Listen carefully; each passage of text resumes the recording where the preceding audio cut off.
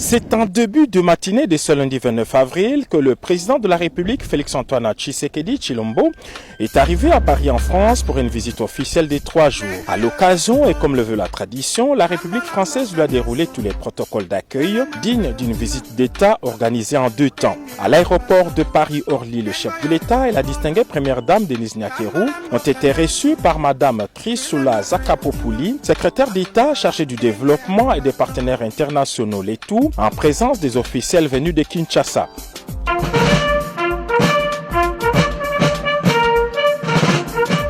L'autre moment d'accueil solennel a été organisé à la mythique place des Invalides, en plein cœur de Paris.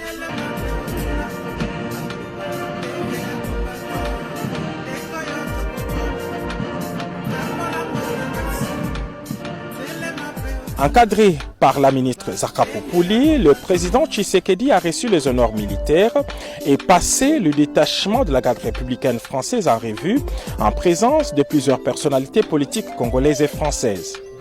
Le premier jour de cette visite, le chef de l'État sera reçu à l'Assemblée nationale et au Sénat pour des échanges de haut niveau avec la classe politique française.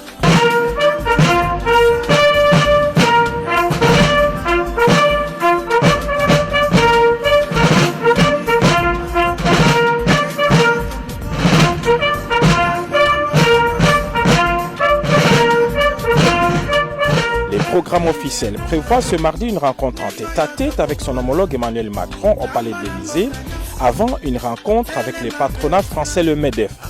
Le chef de l'État congolais a aussi prévu de rencontrer sa diaspora de France qui a voté massivement pour lui lors de la dernière élection présidentielle du 20 décembre 2023. Invité par son homologue Emmanuel Macron, le président Tshisekedi tient à redynamiser les partenariats stratégiques entre la République démocratique du Congo et l'Hexagone. Kinshasa souhaite un appui multiforme de la France en tant que membre du Conseil de sécurité sur les efforts que déploie le chef de l'État en vue de retrouver l'intégrité territoriale du pays menacée par une guerre d'agression et de prédation de la part du Rwanda.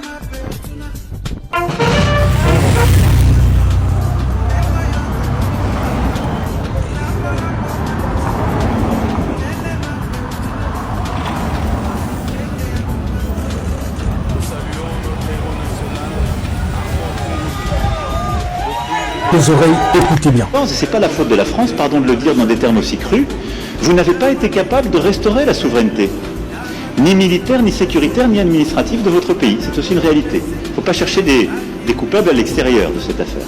Une responsabilité qui doit se faire ici, ce n'est pas la France ou d'autres de le faire, de mettre en place une vraie justice, une justice transitionnelle qui est la clé pour que celles et ceux qui parfois ont tué soient jugés. Et parfois ils évoluent encore, ils sont là, ils sont encore avec des responsabilités. Comment voulez-vous qu'il y ait une paix durable et de la confiance dans un pays quand la justice n'est pas passée? Ne demandez pas, n'accusez pas la France pour quelque chose qui dépend de vous, là. C'est une réalité aussi. Macron, il a dit 2 choses très importantes, je ne sais pas si vous l'avez capté. La première, c'est que comment voulez-vous qu'il y ait une paix durable et de la confiance dans un pays où la justice ne passe pas? Deuxième qui m'a beaucoup plus touché, c'est qu'il a dit ce n'est pas à nous, ce n'est pas à la France de restaurer votre souveraineté militaire, sécuritaire et administrative. Ce n'est pas la responsabilité de la France. Des détournements, jusqu'à maintenant, on arrête quelqu'un qui a détourné mais il ne restitue pas l'argent. Encore quelque chose qui nous a peut-être échappé en disant que ces gens-là qui détruisent notre pays, qui occupent des postes clés de notre pays. Et monsieur le président de la République, au lieu de rester dans son pays pour réfléchir en fonction des reproches de Macron, non, c'est pas son problème. Il laisse le pays comme ça, que les gens continuent de détourner, mais les traîtres continuent d'occuper les postes clés, donc voilà. Mais les Congolais souffrent, on tue les Congolais. Et chose qui est grave, c'est que le président du Congo, il a dépensé plus de 1 million de dollars pour son voyage vers l'Europe, auprès de celui qui lui a dit que ce n'est pas à nous de restaurer votre souveraineté, pour lui demander de sanctionner le Rwanda qui est son allié, le Rwanda qui est son intérêt. Non mais, je suis sûr qu'après, avec ses collaborateurs en coulisses, ils disent, mais je ne comprends pas, le président du Congo, là, il a un problème ou quoi?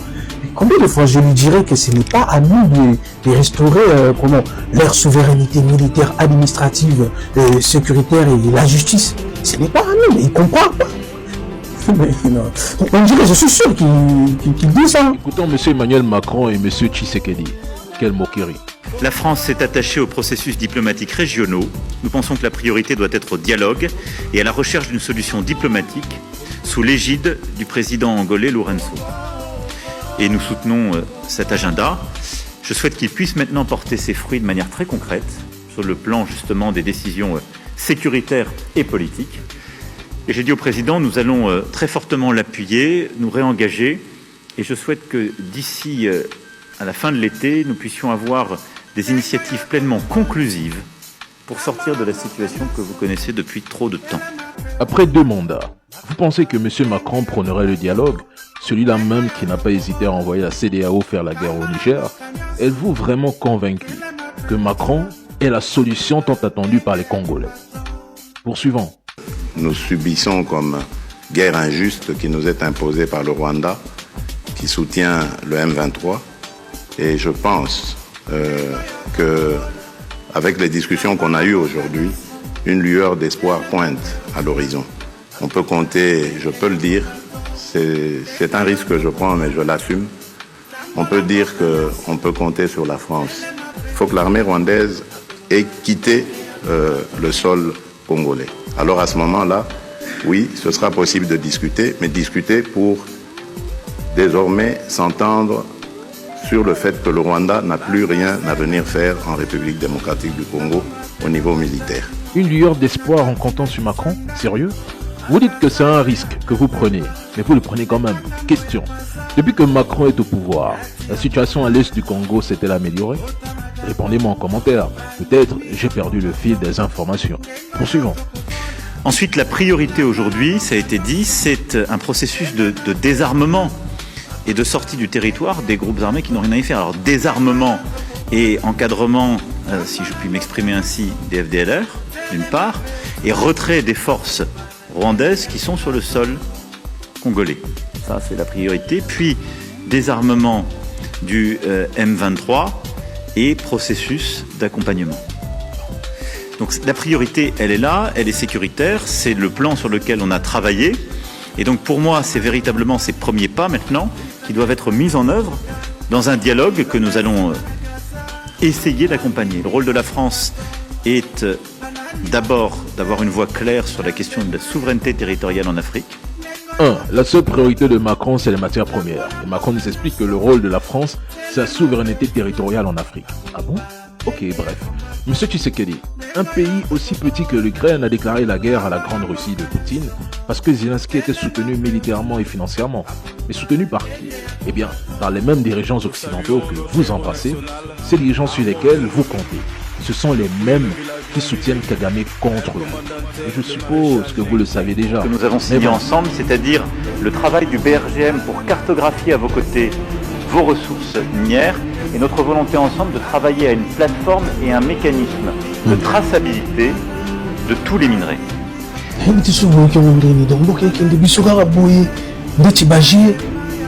Non mais. Donc Félix a signé en France contrat pour France et à cartographier les ressources minières de Bisso pour mettre un mécanisme de traçabilité à tous les minéraux. Eh, Seigneur, jeunesse congolaise. Donc ils ont Bisso, c'est notre héritage. Donc nous qui avons Bisso, mais tu sais comprendre le hein? Mais tu sais comprendre c'est grave, c'est grave, c'est grave. C'est grave. La députée, l'Europe finance le Rwanda tue les Congolais et vole les richesses du Congo pour donner à l'Europe. Ça c'est connu de tous et ça c'est pas inventé. Mais quelque chose qui me dépasse, c'est que le président du Congo, lui, il fait les voyages vers l'Europe et demande à l'Allemagne et la France de sanctionner les Rwandais. Ça n'a pas de sens. Tu demandes aux gens qui consciemment financent celui qui t'agresse et vole tes richesses pour leur donner de les sanctionner encore. Je n'arrive pas à comprendre cette logique. Sanctionner les Rwandais, c'est sanctionner l'Europe elle-même. L'Europe va tomber si l'Europe sanctionne les Rwandais. Puisque les Rwandais n'est qu'une simple marionnette, un simple serviteur des Occidentaux. C'est comme un vagabond, on lui donne 1 euro, on lui dit va nous voler un paquet de chips qui coûte 10 euros. Et c'est que le président Félix n'arrive pas à comprendre. Faisons un parallèle. Burkina Faso, Mali, Niger, l'Europe, toujours et encore crée des terroristes dans ces pays. La façon d'identifier que ces gens jouent un double jeu. Un côté, ils financent les agresseurs, donc ils mettent les faits, et d'un côté, ils jouent à l'armée du Sahel. Une une fois identifiés, ils ont dit non, on ne peut pas trouver les solutions auprès des personnes qui financent nos agresseurs, pas du tout. Ils sont partis voir la Russie, l'opposé de la politique des Occidentaux. Ça, c'est la sagesse. Grâce à cette coopération militaire, les Mali, Niger et Burkina Faso, ils ont trouvé des solutions. Un jour, on a posé la question au président du Congo. Pourquoi tu n'es pas parti voir la Russie pour mettre fin au génocide qui se passe dans ton pays? Il répond, je sais que c'est à la mode, mais je ne crois pas que la solution viendra de la Russie. Moi, ce qui me dérange plus, c'est que tu ne crois pas de la Russie pour nous donner la solution. Mais tu viens auprès, tu t'accroches, tu reviens auprès des gens qui financent ton agresseur, donc celui qui t'agresse, qui tue ton peuple et qui vole tes richesses pour leur donner en retour. C'est à ces gens-là que tu t'accroches, que tu insistes à espérer et à croire que ces gens-là vont t'aider. C'est que je n'arrive pas à comprendre. C'est là où je suis perdu. Je suis pas son idée. C'est depuis quand? Depuis ma tendre enfance, j'ai toujours aimé la France, l'équipe de France. Oh, c'est pour ça. Ah, je comprends maintenant. Ok. C'est quoi votre club de foot préféré? Mon club favori, c'est le Paris Saint-Germain. Okay, Paris Saint-Germain.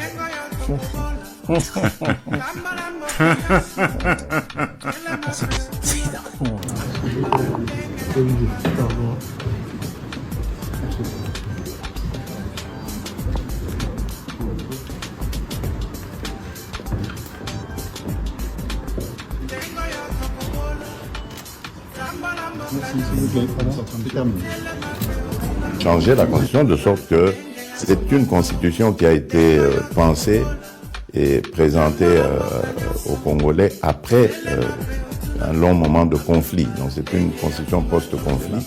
Donc je crois que il y a un problème avec notre constitution. Il faudrait faire des réformes pour qu'on ne perde plus autant de temps à constituer un gouvernement. Les élections ont eu lieu fin décembre. Mon investiture a eu lieu le 20 janvier. Donc normalement, dans la foulée, on aurait dû commencer le travail. Mais on a perdu des mois à tout cela. La première ministre est là. Elle est déjà très active. Elle a reçu toutes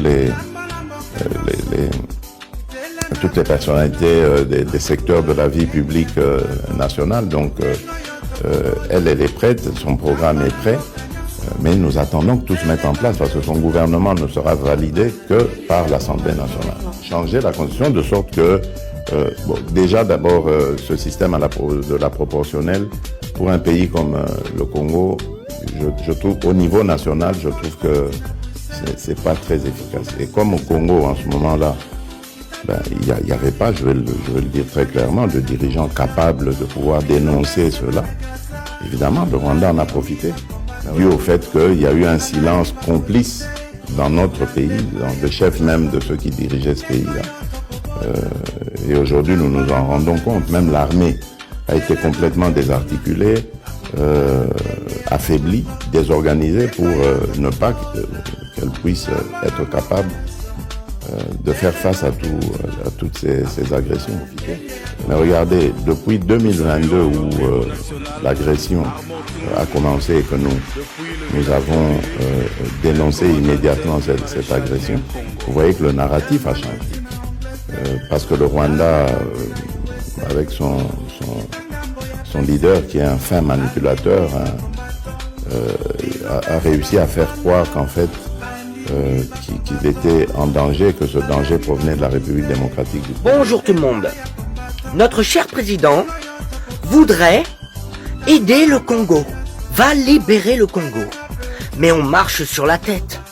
Parce que je vous rappelle quand même que les rebelles du M23, ceux qui massacrent des gens, ils ont été envoyés par qui? Les forces congolaises ont attrapé des rebelles et il y avait des Anglais, il y avait des Américains, il y avait des Français.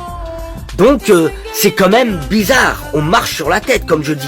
Parce qu'en fait, alors le président du Congo vient en Europe pour demander de l'aide à l'Europe.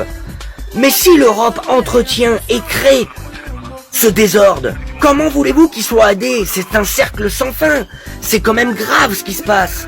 Là, on massacre des pauvres civils pour les ressources. Tout est blanchi au Rwanda. Il y a des minerais qui sortent. On n'en sait même pas. Alors, ils volent les ressources, ils les blanchissent au Rwanda. Et c'est qui s'occupe de ça? c'est l'Europe, bien sûr. Président de la République démocratique du Congo, n'est-ce pas, M. Tshisekedi, et aux Congolais. Mes frères, venez, on va parler.